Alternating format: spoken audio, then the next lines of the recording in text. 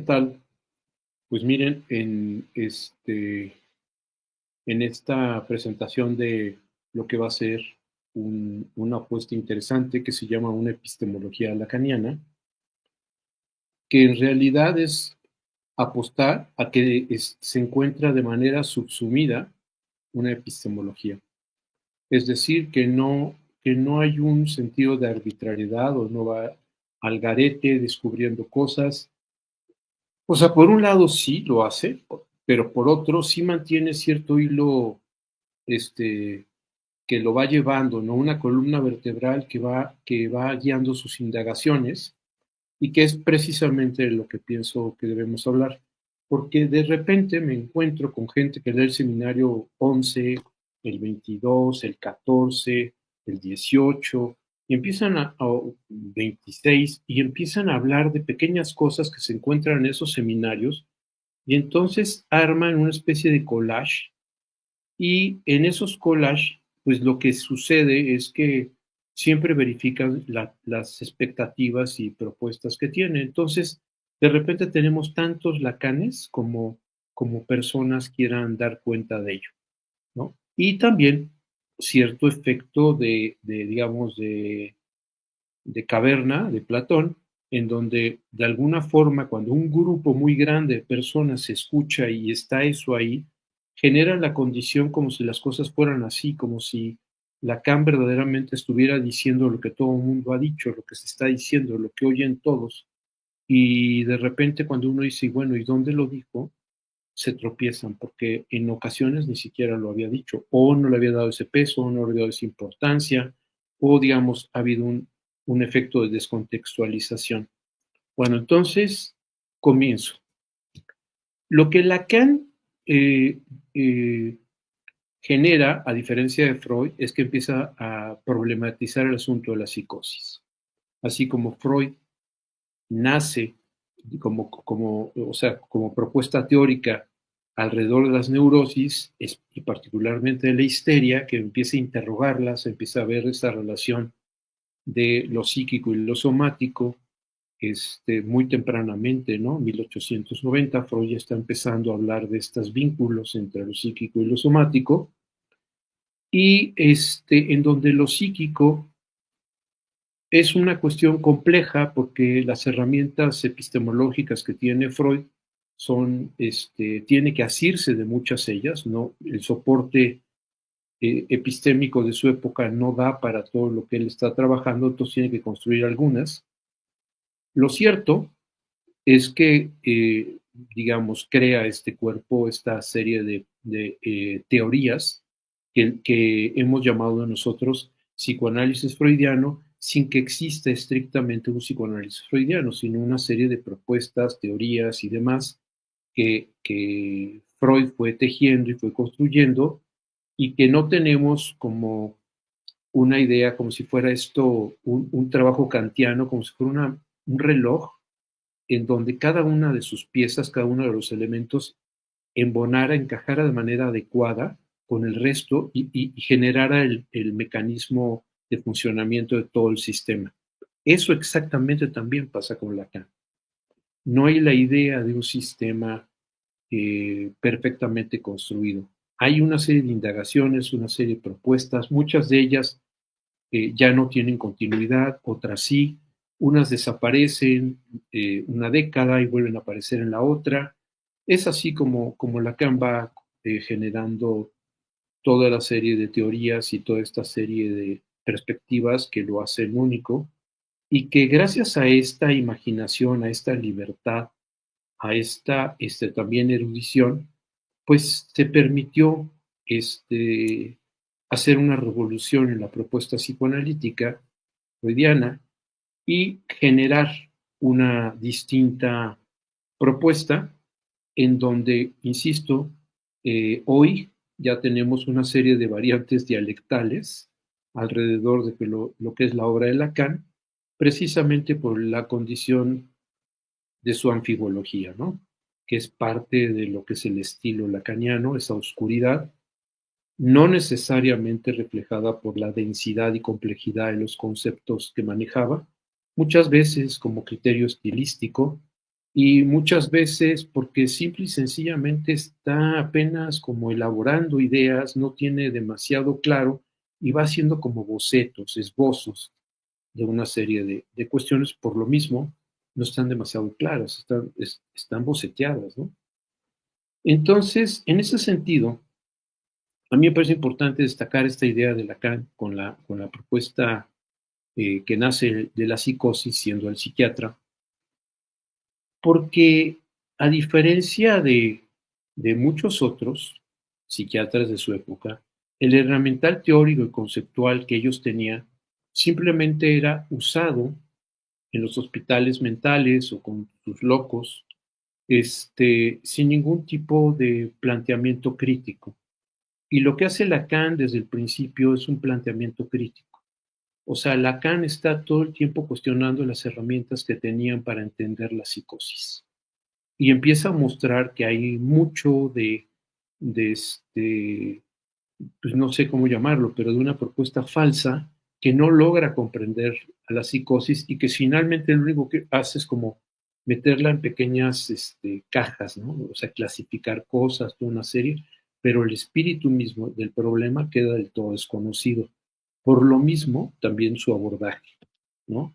En ese sentido, Lacan, desde tempranamente, empieza a mostrar por ejemplo, un texto que se llama La familia, la importancia que tiene para él lo que va a llamar en ese momento el nombre del padre, que es como el apellido, ¿no? El apellido que se tiene, y que muestra cómo muchos antropólogos, este, Marcel Mauss, Emile Durkheim, sobre todo Durkheim en este momento, muestra que en las sociedades nativas y, digamos, en las condiciones esenciales de la cultura, incluso occidental, los hijos, cuando nacen, llevan el apellido del padre.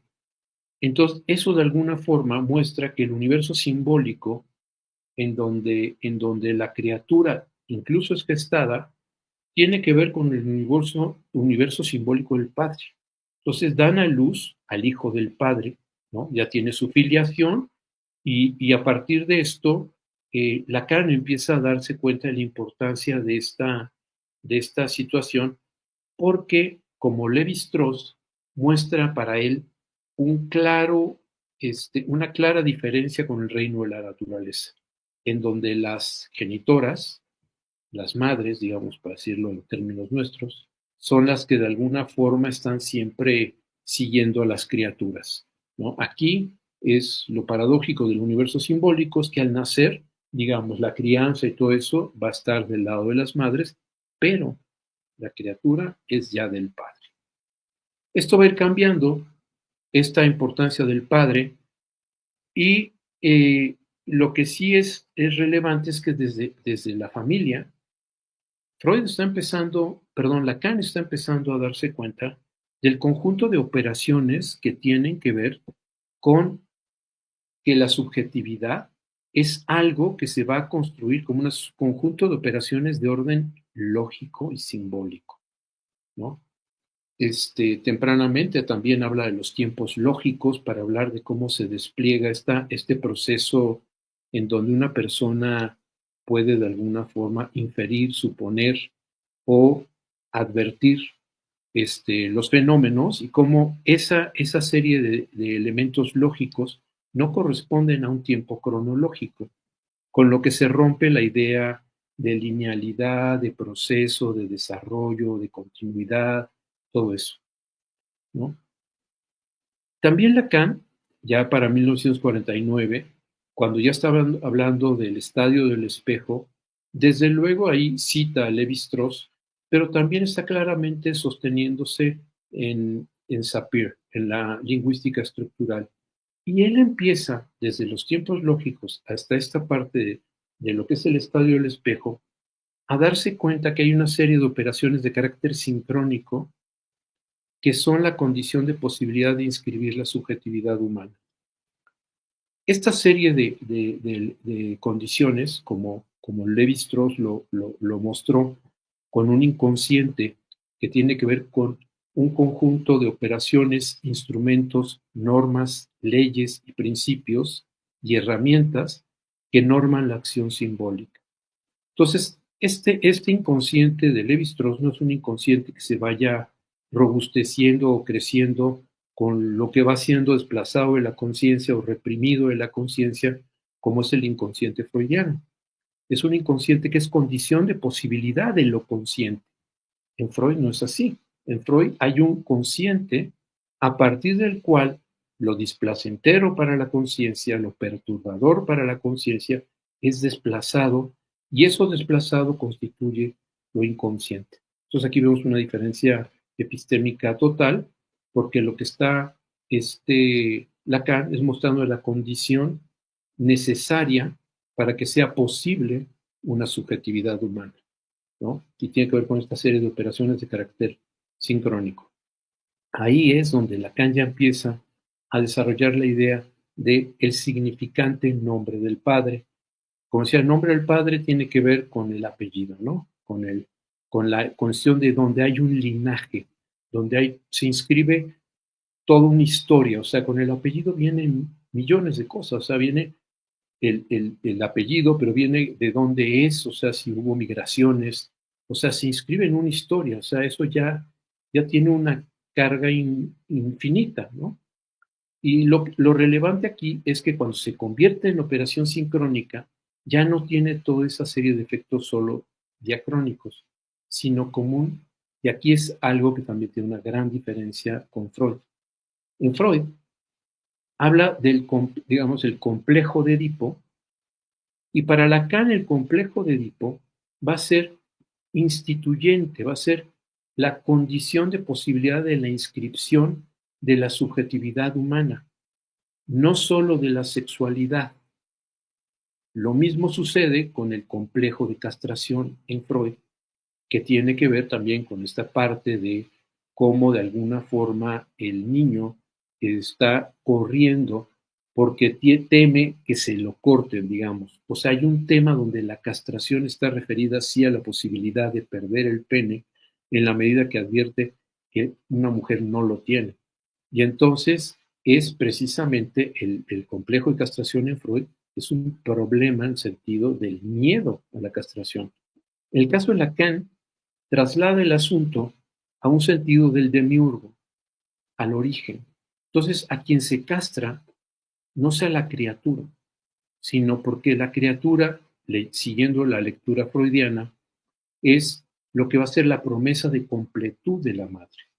Entonces, si la madre continúa con esa promesa de completud, es decir, no se castra, entonces lo que está proponiendo Lacan es que no se va a inscribir un significante que tiene que ver con la inscripción de la diferencia, del corte, y nuevamente trae a Lévi-Strauss de inscribir la ley universal de prohibición al incesto.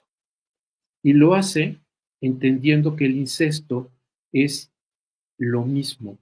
Entonces, una ley que inscriba el corte a lo mismo. Aquí ley es muy importante que lo piensen, sí, como Lévi-Strauss, como ley de la gravedad, como ley en el principio que ordena una serie de sistemas, no como ley solo en el sentido legal, ¿no? Como si hubiera una jurisprudencia o un sentido jurídico, sino como ordenador de un sistema. Esa ley de la gravedad, esa ley que norma una serie de operaciones, es como va a ser esa ley universal de prohibición del incesto. Y ley universal de prohibición, ¿qué es el incesto? Lo mismo, a no permanecer en lo mismo. Ya no estamos hablando solo de un asunto de consanguinidad, de corte a la madre, sino de no pertenecer a lo mismo. Y entonces es ahí donde el complejo de castración en Lacan tiene que ver con este sentido donde el agente, donde el propio Lacan ya no habla de personajes, mamá, papá, el agente que está, digamos, está sosteniendo la función que es la del holding, la del soporte nutricio, alimenticio, que puede ser una persona, una institución, una persona con pene o con vagina, puede ser el genitor o puede ser un tío, o sea, se requiere de una operación fundamental para que la criatura siga, que le dé un holding, un soporte, ¿de acuerdo? Pero si esta operación este agente no tiene un corte, una separación de la criatura se convierte nuevamente en esa promesa de completud, sí se completa. Entonces, el complejo de castración es el complejo a la madre, a la gente que tiene esa encomienda, esa función, para que ella pueda decir no a lo mismo, ¿de acuerdo?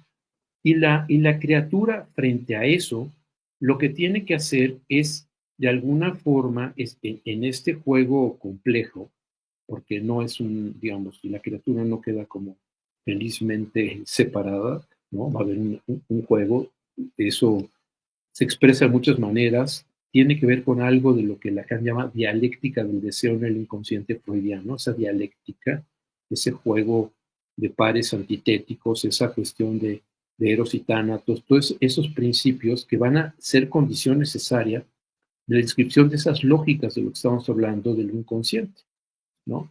Esa gestación de ese fordá, de esa diferencia que se constituye. Pero decíamos, esa diferencia genera un conflicto psíquico. O sea, no es una diferencia que se acepte ni por el agente llamado materno, ni por la criatura que va a advenir, y si sí aparece ese corte como sujeto, ¿no? Sujeto sujetado a ese corte, a esa falta. Esta es la revolución, básicamente, de Lacan. Lacan ya no está hablando de personas, no está hablando de niños, no está hablando de individuos, sino está hablando de una serie de operadores de carácter lógico que es el sujeto, y el sujeto no es representable, no es objetivable, sino es en condición de posibilidad de aquello que surge de un significante a otro en un primer momento. Después va a ser esta parte del sujeto, pero pensar sujeto como sujeto a qué está sujetado, sujeto a la falta, a qué falta, al corte, qué corte, la ansia que separa a la madre del hijo, al complejo de castración, entendidos desde la cara. Así, entonces empezamos a ver que aquí ya hay una diferencia significativa entre Freud y Lacan. Complejo, entonces, esta serie de complejos que están operando también en el complejo de Edipo, en donde el complejo de Edipo freudiano tiene, como lo sabemos, el triángulo edípico es la madre, el padre y el hijo, y lo que va a decir Lacan es que son cuatro los agentes que operan, que es, vamos a poner otra vez, el que pueda estar el papel de la madre, el papel del padre, el del falo y el del vástago. ¿Cuál es el falo? Nuevamente, Lacan se va con la promesa de completud, es decir, aquello que tiene un valor muy significativo para la madre, para hacer que el vástago se identifique y este falo pueda convertirse en aquello que de alguna forma también pueda operar, ¿de acuerdo? Como, digamos, como un horizonte de posibilidades. En eso, otro que se empieza a inscribir, la otredad, sale de lo mismo a partir del significante nombre del Padre, lo que en Seminario 4 hablará del Espíritu Santo, de esto que es un acontecimiento, no es un proceso, esto también es importantísimo, porque estamos hablando de procesos sincrónicos. Entonces es un acontecimiento, entonces no hay un prenada, de ahí surge, ¡fum!, la condición de posibilidad, y eso es porque hubo un significante en nombre del Padre, que hubo un corte, una allancia, una separación, y entonces esa doble corte a la gente nutricio, madre y al hijo, aparece entonces como condición de posibilidad de que vaya a advertirse como un sujeto, ¿no? Sujeto sujetado por la falta. Entonces la falta aparece como condición necesaria de la subjetividad, como condición necesaria de lo que va a ser todo lo que el instrumento de lo que es lo inconsciente. Pero esa falta, como estamos diciendo, es una falta que opera. Y decíamos hace rato con un texto freudiano que Lacan emplea, por da, que recuerden que en realidad la criatura no está diciendo por da, eso es lo que oye Freud. Y Lacan lo que se da cuenta es que no es fordá, no es presencia y ausencia lo que la criatura está diciendo. Está diciendo o a, Para ser claros, está utilizando el significante exactamente como lo propuso Saussure, como imagen acústica, no como una palabra. Entonces, esa imagen acústica o A se inscribe porque hay una diferencia entre el O, que es toda una cuestión performativa, el carrete lejos o cerca, perdón, aquí o allá, próximo, distante, ¿de acuerdo? Entonces, en ese sentido, este, perdón, porque no había puesto los comentarios, ya lo hice. Entonces, en ese sentido es que se empieza a construir la condición de posibilidad que se llama la basculación. Presencia, ausencia, bueno, malo, arriba, abajo. Y es ahí, en ese sistema binario de una dialéctica, que va a ser la condición de posibilidad de que se pueda estructurar entonces la subjetividad humana. En este sentido, entonces empezamos a ver que Lacan, también tempranamente, empieza a decir, ¿saben qué? O sea, es verdad que está el inconsciente, para decirlo de alguna forma, el preconsciente y el consciente. Es verdad que está el ello, el yo superior. Pero a Lacan le interesa mucho otra decisión subjetiva, que tiene que ver con el je, con el moi. Esto es básico. Esto, si ustedes lo leen, está hasta el final de su obra. O sea, esta diferencia, y es esencial. Por eso hablamos de una cuestión epistemológica, porque lo podemos rastrear en diferentes momentos. En la conferencia de Roma dice, el ego que interesa al psicoanálisis es el sujeto, ¿no? ¿De qué estamos hablando? Este sujeto sujetado, el ego, es decir, el lugar donde se apuntala, digamos, la subjetividad humana, ¿no? Bueno, pero estamos ya lejos del camino, pero era importante señalar que no es caprichoso en el sentido de cómo va tejiendo las cosas. Cuando habla del moi y del je, lo que él quiere distinguir son algo que incluso Heidegger trabajó, que es esta idea de el Das Man y el Dasein. Es decir, una manera de colocársela en el mundo como uno más, y esa forma de colocarse en el mundo como uno más, que tiene que ver con esta representación de un personaje que sea socialmente aceptado, siguiendo los patrones, los principios que socialmente se consideran adecuados de éxito, que se consideran de fracaso. Todo eso son las coordenadas del Dasein. Uno más en el montón. El Dasein surge precisamente de la pregunta. Surge de, de, de, de qué es lo que quiere, qué es lo que sucede aquí, qué es lo que quiere de mí, ¿no? En el grafo del deseo es una pregunta que pone en italiano, tu sai, ¿no? Tu sai, o sea, ¿qué quieres de mí? En ese ¿qué quieres de mí? Lo que aparece también importante es ¿qué quieres de mí quién? Y es aquí también otra parte donde sí tiene que ver la madre, pero la madre no como solo la madre como un emisario de la cultura, el padre, la familia, la sociedad, es decir, se ofrenda a esa serie de cosas y entonces en la pregunta existe la posibilidad de salirse de esa situación.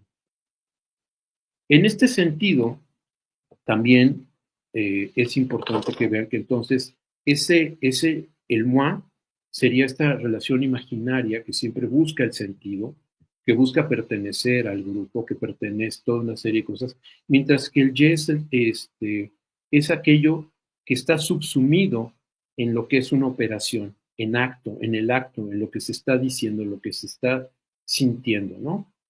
Entonces, por ejemplo, para dar un coscorrón por ahí, o sea, cuando se habla de Descartes y habla del cogito cartesiano, que dice, este, pienso, luego existo. Bueno, pues primero que eso no lo dijo Descartes, que Descartes dijo cogito ergo sum, es decir, donde cogito, ergo, por lo tanto soy. Es decir, en donde bailo soy, donde respiro soy, donde nado soy, donde cogito, medito, es que soy. Pero es en eso que soy. No, eso tiene una advertencia de que soy. No soy de forma independiente a que cogite, baile, o coma, sino si estoy ahí en esa acción, es que soy. Pero si estoy de modo automático, el das man, el moi, pues no soy porque ni siquiera me entero, no tengo una relación directa con mi propia existencia, ¿de acuerdo? Entonces, esa existencia que se coloca ahora del lado del je, también Lacan lo pone del lado del sujeto de la enunciación y el sujeto del enunciado. El sujeto del enunciado es el nombre de la persona, lo que hace la persona, y eso es la máscara, ¿no? Ese es el moi, eso es lo que se vende, eso es lo que la persona reflexiona a sí mismo desde la conciencia. Tiene que ver con el personaje teatral que ha construido y que constituye su existencia. Mientras que el je, el sujeto de la enunciación, es aquel que está subsumido, como decíamos también, en las cosas que se están haciendo. Entonces, es ahí donde si se alcanza un plano de reconocerse en eso, es que se está haciendo en eso. Y eso es muy importante. Entonces, en Lacan, esa condición de posibilidad empieza a mostrarlo él como posiciones subjetivas. Se puede estar en una posición subjetiva y se puede estar en otra posición subjetiva. Ahora bien, a diferencia de Buda y de Heidegger, donde se pasa del Das Man al Dasein, Lacan dice eso no se puede. O sea, no se puede permanecer en el sujeto de la enunciación todo el tiempo. No se puede ser sujeto todo el tiempo sujetado a la falta, sujetado al deseo. Se regresa de forma inmediata. Siempre hay un diálogo entre el moi y el je. Entonces es de repente desde el moi que vuelve a surgir el je. Pero no es el despertar, ¿no? El bodhisattva que ya despertó y dado que despertó permanece despierto. No, Lacan dice, no, eso no es así. Esa es una de sus principales críticas con Heidegger, o sea, como si fuera una especie de epifanía que permaneciera a lo largo de la existencia de las personas, su descubrimiento del je, que después será el sujeto mismo lo que va a reemplazar ese concepto de je, porque es, insisto, con esta parte en donde soy, pero soy siendo, no es objetivable, porque no sé dónde soy. Soy al comer, al pensar, estoy siendo. Y si repito la operación, puede ser que no sea en esa operación, porque ya estoy yo pensando otras cosas, porque ya no estoy en lo que estoy haciendo, ¿no? Esto para que lo veamos así. En ese momento, Lacan, bueno, estamos todavía muy tempranamente, en 1953 creó una conferencia que se llama Simbólico, Imaginario y Real. En esa conferencia, Lacan nos regala la idea de que para entender la condición humana es necesario, es muy importante entender lo que él llama tres registros: el imaginario, el simbólico y el real. Pero registros de qué? De la experiencia humana.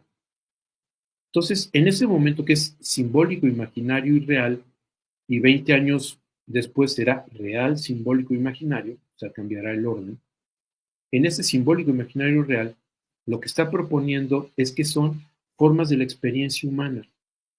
Y entonces, por ejemplo, esto es muy importante que lo veamos, porque si no parecieran que son como características ontologizables, o como se ha manejado por muchos, eso es real, eso es simbólico, eso es imaginario, y eso no es así, porque son formas de la experiencia humana, es decir, eso es real, eso es simbólico y eso es imaginario para mí, para mi experiencia. Entonces, cuando habla, por ejemplo, en el seminario 4, cuando antes del seminario, digamos, de la angustia, antes de esta situación, Lacan está hablando de simbólico, imaginario y real, hay un ego del que está hablando. Por ejemplo, cuando dice, el padre para Juanito es un padre real. ¿Y cuál es ese padre real? El que es inaccesible para Juanito. Y dice Lacan, el pobre hombre ese, que Juanito no puede ver como un pobre hombre ese, ¿no? Entonces, es real en tanto es algo inaccesible para Juanito, pero digamos, es para Juanito según Lacan y según Freud, cosa que no comparto, un padre pusilánime que no está logrando poner límites a la madre seductora y atractiva, y entonces Juanito queda capturado por ese poder de hechizo que tiene pues Edipo heteronormativizado, donde la madre necesariamente, y entonces él tiene que construir un, este, un instrumento para salvaguardar su integridad psíquica y no queda otra vez como fundido con la madre, y si queda confundido y fundido con, pues lo que se corta es de la castración, la separación. Por lo tanto, es profundamente angustiosa esa situación, porque es de subjetivizarse, es volverse el palo de la madre. Entonces, frente a esa lucha, es que Juanito crea la fobia como instrumento que le permite, gracias a la fobia, mantenerse salvaguardado de ese deseo de la madre. Yo creo que está mal leído por Freud y por Lacan, ya en algún otro momento será oportuno que lo hablemos, pero lo cierto es que es verdad que ese instrumento, la fobia es un instrumento que le ayuda a salvaguardar su integridad psíquica, sí, pero no como está planteado de esa manera. Sin embargo, sí es importante que empecemos a ver que ahí lo simbólico, lo imaginario y lo real, cuando Lacan lo enuncia, no está hablando de lo que para Lacan es lo real o lo simbólico, sino está pensando en Juanito. ¿Qué es lo que es para Juanito? Porque está hablando de lo simbólico, lo imaginario y lo real como formas de la experiencia de Juanito, ¿no? Entonces, él está hablando de ese tipo de cosas. Por lo mismo, también piensa que Freud, por el peso que tenía por haber sido analista de su mamá, por el peso que tenía de ser como el alumno, o sea, el maestro de su papá y todo ese tipo, el lugar que tenía en la familia tenía un papel profundamente destacado, ¿no? Eso lo piensa Lacan. Entonces, en ese sentido, vemos que los registros sí son independientes, o sea, sí se piensa como el padre Juan, esta dimensión del padre Juanito, donde es un padre pusilánime, es el padre real. El padre imaginario tiene que ver con aquello que lo salva, que él le pone como para que pueda funcionar, ¿no? Y así todo, ¿no? Todos los elementos, toda forma de experiencia tiene que ser pensada como real, simbólica e imaginaria, ¿no? Siempre en ese sentido. En este momento lo real es un real que tiene que ver como por ejemplo el padre Juanito, que es un padre fusiláneo. En este tiempo el cuerpo real tiene que ver como el soporte de lo que va a ser, o sea, el organismo es el soporte de lo que será el cuerpo simbólico, el cuerpo erógeno. Entonces lo real sería aquello inaccesible que opera como soporte y condición de posibilidad de albergar lo simbólico para el sujeto que está ahí, ¿de acuerdo? No para mí o para otros, sino para eso que de alguna forma está haciendo el soporte y condición de posibilidad. Sin duda, Lacan tiende en esta serie de cosas a universalizar, o sea, es bastante kantiano, buscando que estos conceptos, categorías, principios, observaciones, articulaciones, matemas y demás, tengan un carácter universal. No solo está hablando de Juanito, sino de Juanito es un botón de muestra de cómo operan estos registros y esta serie de cuestiones, ¿no? Finalmente, Lacan también va caminando en este sentido, y como les decía, empieza a darse cuenta de que finalmente lo que es digamos, la inscripción de la diferencia, la inscripción de las diferencias como, digamos, con su forma más pura, como lo llama el seminario 6, ¿no? Que tiene que ver con el significante nombre del padre, volvemos a repetir, ya no solo como el apellido, el linaje, la historia, está subsumido, pero no tiene que ver con eso, sino tiene que ver con la operación de corte, separación, con lo mismo para acceder a lo otro, a lo distinto, ¿no? Es ese operador de carácter sincrónico que norma las posibilidades de la diacronía, del estar en el mundo, de cómo pensamos, sentimos. Esos son las condiciones para normar la experiencia. Y entonces esa experiencia que se despliega en estos tres registros. Pero Lacan aquí empieza a llegar a una cuestión muy importante. que es decir, la condición de posibilidad de que eso sea es una angustia inaugural. ¿Por qué? Porque ese corte no es sin consecuencias. Esa separación para que se acceda a lo otro, a lo distinto, no es sin consecuencias. Lo que hay es una angustia terrible, ¿de acuerdo? Entonces, a eso se le llama angustia de castración. Angustia de castración, volvemos a pensarlo lacanianamente, porque en Freud es angustia a la promesa que tiene que ver con la castración, esa promesa, esa cuestión, esa es lo que hay, angustia. Y en Lacan, la angustia tiene que ver con la operación misma de la castración, que tiene que ver con dejar de ser el falo de la madre, y con la operación de que algo lo lleve otra vez a ser el falo de la madre, porque se está desubjetivando, se está convirtiendo en falo. Entonces, ese sentido de esa dialéctica, de ese juego entre presencia, ausencia, ser y no ser, el falo de la madre, estar ahí en ese juego, genera una angustia. Eso lo propone Lacan.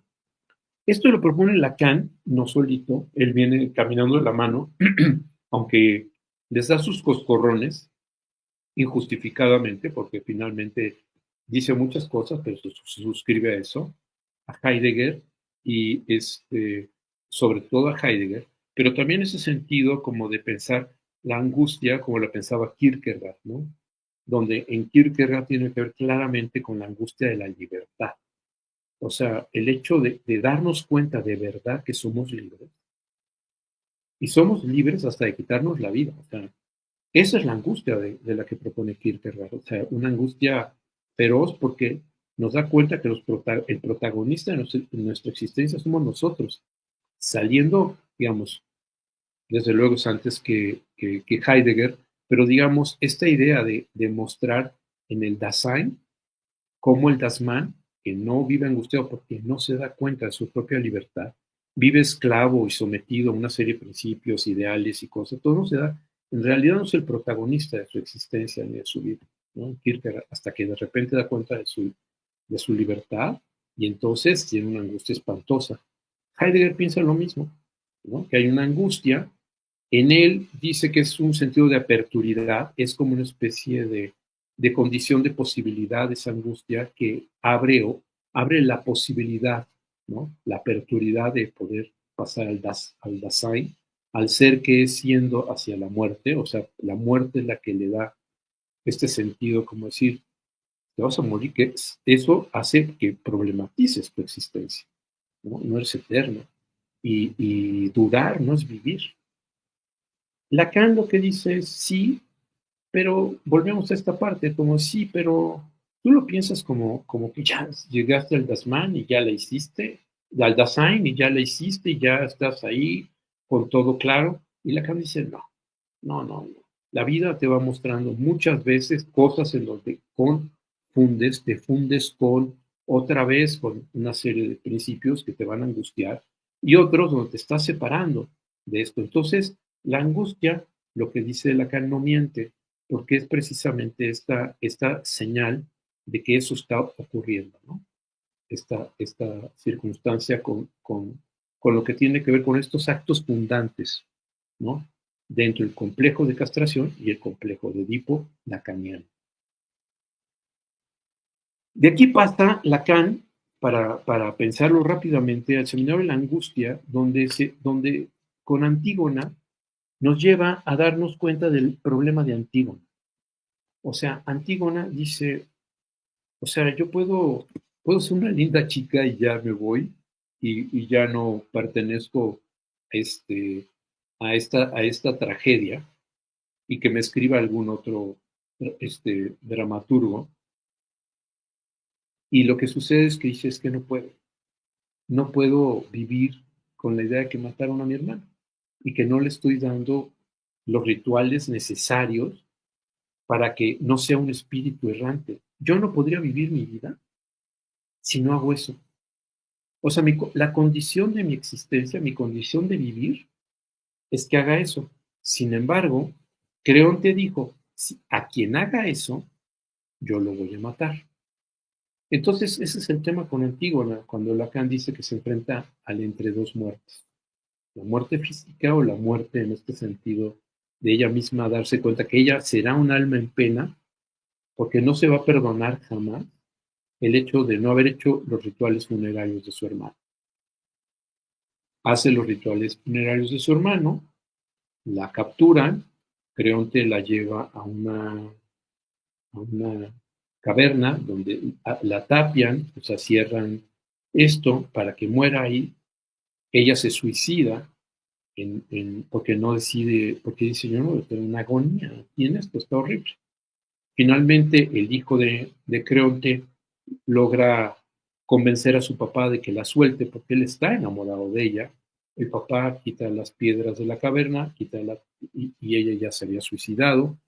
El hijo de Creonte se mata, la esposa de Creonte se mata porque se mata el hijo, y Creonte queda como dándose cuenta de las consecuencias de sus actos por no haber seguido la ley de la tradición, la ley de la dique. Y él se fue a lo que él decía, ¿no? Llaman la ley de la ciudad, pero no es una ley de la ciudad, sino la ley del tiranos, ¿no? Él decidió eso y se siguió al final. Entonces, en ese sentido, la ética de la que está hablando Lacan no tiene que ver con la ética de ser un buen comerciante, ser un buen psicoanalista, ser un buen doctor, o sea, no es la ética del lado del servicio, sino la ética del lado del deseo.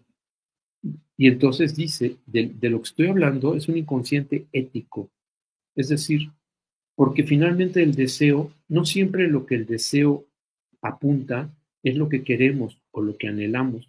Puede ser que no sea así, ¿no? Que lo que anhelamos y queremos está construido y perfilado con una serie de idealizaciones, está totalmente camuflajeado, ¿no? Y nos extravía.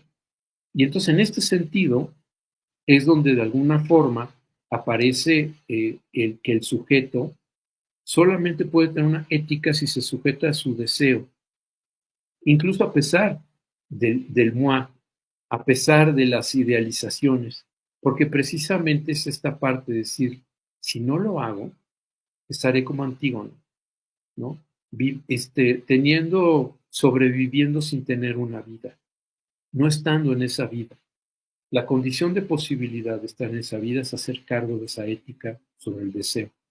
Y en ese sentido, entonces, ese posicionamiento subjetivo frente al deseo, frente a la falta, frente a la castración, y advertir precisamente el goce, eso implica también el deseo y el goce, advertir el goce que significaría, recuerden que en Lacan el goce no es de gozoso o divertido, sino el goce está apuntalado como ese imperativo que puede llevar a Santa Teresa a estarse mortificando, ¿no? Y muriendo, generando una agonía en donde se siente completada y feliz por la iluminación divina, ¿no?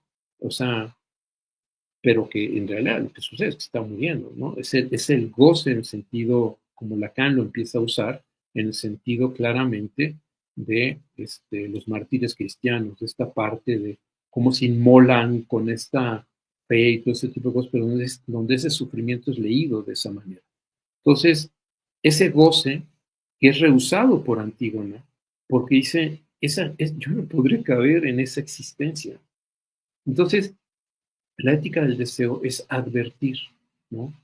Y aquí utilizo una palabra de Aristóteles que tiene que ver no solo con la cuestión de una epifanía, la epifanía es pobre, se trata de advertir el posicionamiento subjetivo que tenemos con nuestra historia, ¿no?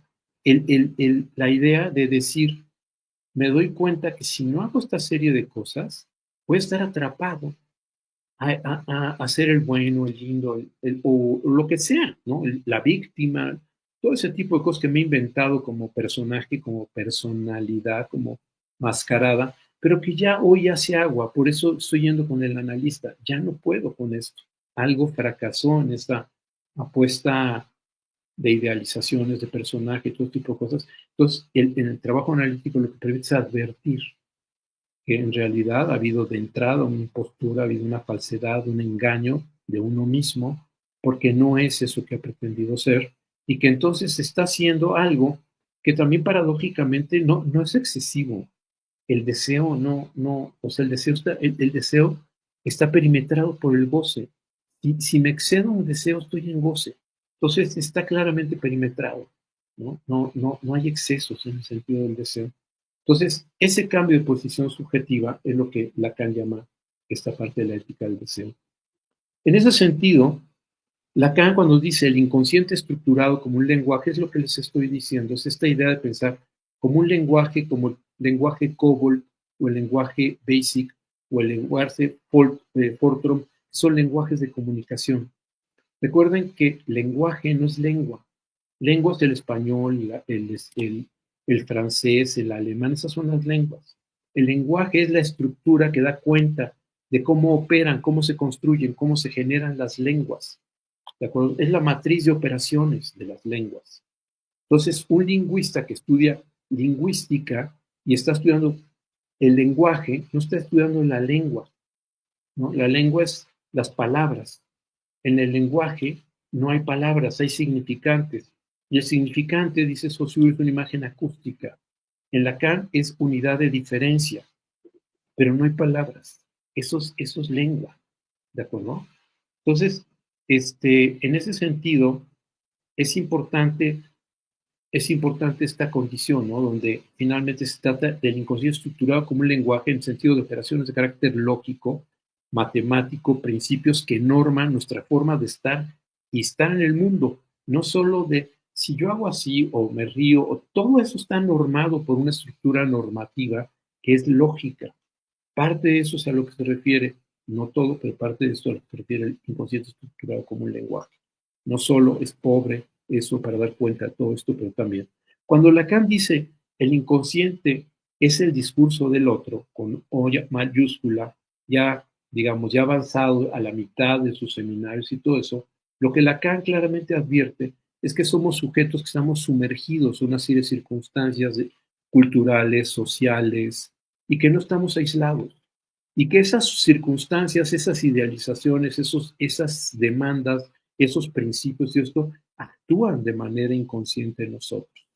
O sea, lo que yo considero bello o satisfactorio o correcto tiene que ver con esta normatividad que ha sido construida a partir de que me ha apropiado de esos valores culturales, sociales, y que yo lo considero como lo correcto, lo que busco, o sea, ¿por qué me gusta el café? No sé si pertenecía a otra cultura, si me gustaría el café, porque el café hay que crear, hay que aprender a construir el hábito del gusto del café. Lo mismo sucede del vino, de la cerveza.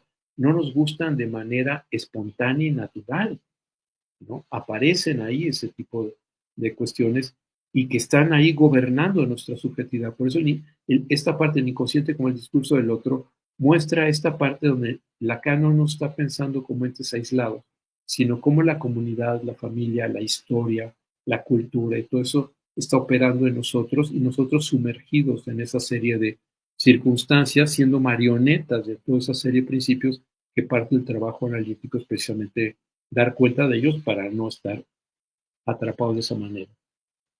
En ese sentido, llegamos finalmente a los 4 discursos que tienen que ver con posiciones otra vez subjetivas. Si yo me pongo del lugar del amo, necesariamente, como Hegel me enseña, estoy buscando un esclavo, alguien a quien someter. Y entonces, si hay alguien que acepta someterse, yo estoy en el lugar del amo. Si no, pues no. Pero puedo intentar serlo. Puedo también estar en el discurso universitario, es decir, convertirlo todo a un saber que esté atravesado por bibliografías, por textos, por autores, y donde no podría pensar de, puesto que el sentimiento es primero, quien le ponga atención a la sintaxis de las cosas nunca te besará completamente. ¿De acuerdo? Es el discurso universal, no podría apropiarse de eso. Y el discurso de la histérica, que es importante, no es posición histérica, sino el discurso de la histérica, que es una apuesta de Lacan a que es importante no asustarnos que si alguien está en un trabajo analítico, se va a colocar en este discurso de la histérica, porque va a empezar a problematizarlo todo. Y en esa problematización de todo es donde de alguna forma va a poder empezar a darse cuenta de su atrapamiento a toda una serie de cosas. Después está el discurso del analista, que tiene que ver con esta parte de, precisamente, de renunciar a ocupar un papel protagónico en un dispositivo y ser solamente un lugar, una condición de posibilidad que permita que haya una persona que analice. Si el analista analiza, obtura el trabajo analítico. Si el analista construye, obtura el proceso analítico. Si el analista construye, interpreta, está el que debe hacer eso, digamos, el único sujeto en un trabajo analítico es el que paga la sesión. Por eso la ética del bien decir tiene que ver con el paso, como diría Heidegger, del hablar al bien decir, poder hablar, decirse en este sentido, ¿no? De aquí también se pasa a otra posición subjetiva que tiene que ver con la sexuación, que es la posición alrededor de este falo del que hablábamos en seminario 4, que tiene que ver con aquello a lo que la madre le da valor, que permite identificarse al hijo, y que es especialmente aquello que le da sentido de completud, ¿no? En ese sentido, por eso aparece esta idea de la sexuación, donde la idea es este falo, que es que son los emblemas, por ejemplo, de un general que está buscando todo eso que se busca, una muchacha que quiere ser 90, 60, 90, porque piensa que todo eso es lo fálico, ¿no? Todo eso es una posición que Lacan llama hombre.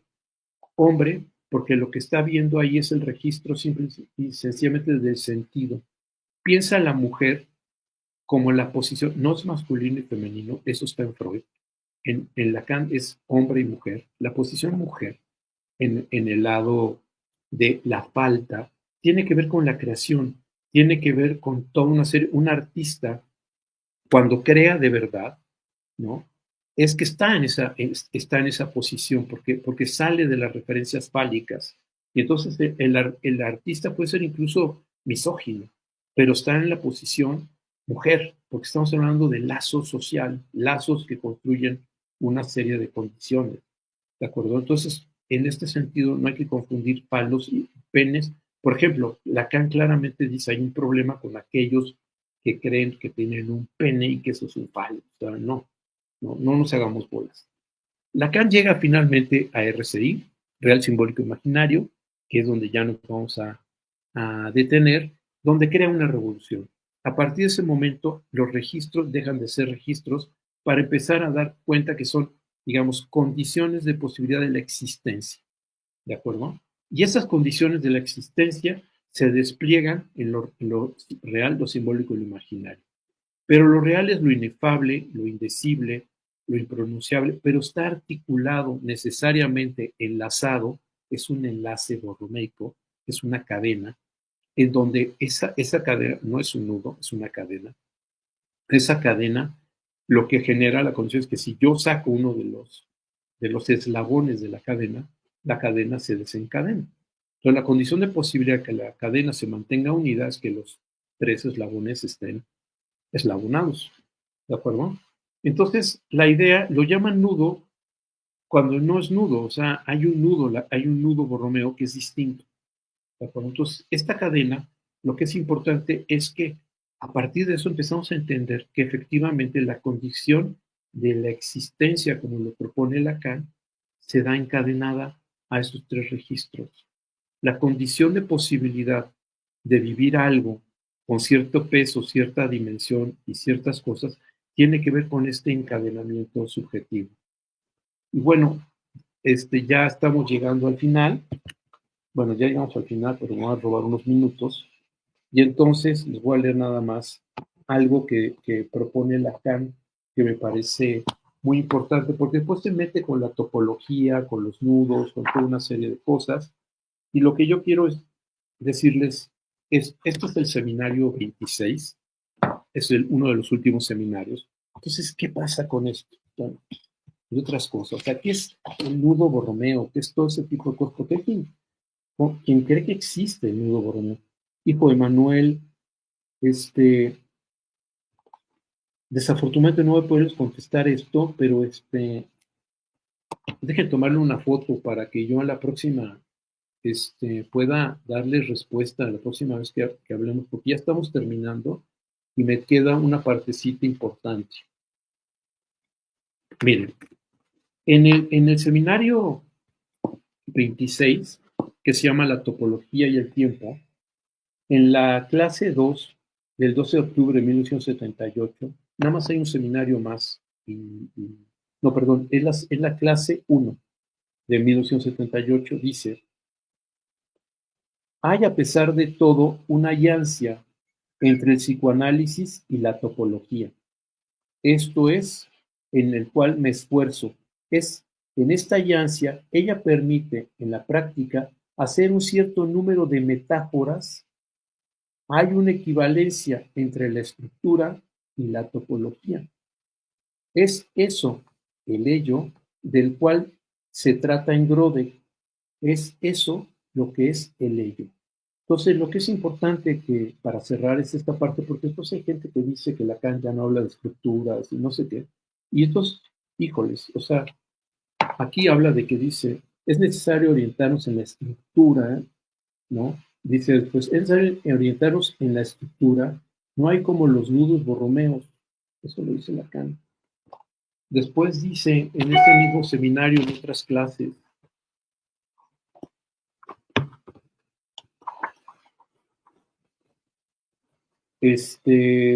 dice, el nudo borromeo tiene como consistencia el imaginarse. ¿Cuál es la diferencia entre lo imaginario y lo que se llama simbolismo? Dicho de otro modo, el lenguaje. Y empieza a hablar esta parte donde finalmente son construcciones, son propuestas, son metáforas, son una serie de ideas para ayudarnos a comprender fenómenos. Si se nos olvida eso, nos ponemos a hablar del nudo borromeo como si fuera un personaje de alguna obra de teatro de quien hay que hablar, y no un instrumento, una herramienta para dar cuenta de la subjetividad humana. Y bueno, son las 7:03, ya me pasé. A ver, déjame esto que dices de tu pregunta para que también lo tome foto y ya lo responda. Bueno, un placer y nos vemos, recuerden, el lunes próximo en la siguiente plática que les voy a dar. Hasta entonces.